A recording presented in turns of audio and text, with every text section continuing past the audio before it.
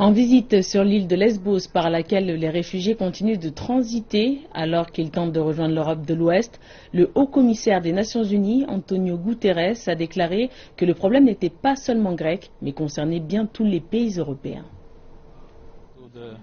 Merci aux autorités, aux maires et au peuple de Lesbos pour la générosité et la solidarité qu'ils ont montrée et qu'ils montrent encore envers ceux qui ont traversé la Méditerranée dans des circonstances si dramatiques.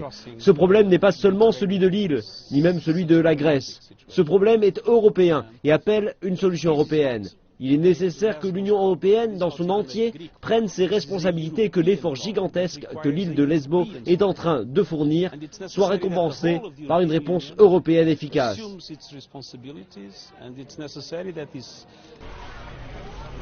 Le haut-commissaire des Nations Unies pour les réfugiés, Antonio Guterres, a visité les centres d'accueil de Lesbos.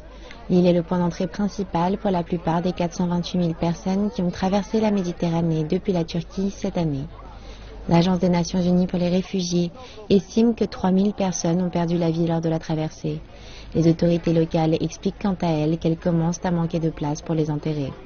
Le nombre de réfugiés arrivant sur les îles grecques a chuté de 7 000 par jour à 4 500 par jour depuis fin septembre. Cette baisse est sans doute liée à l'inquiétude qui entoure l'aggravation des conditions climatiques à l'approche de l'hiver.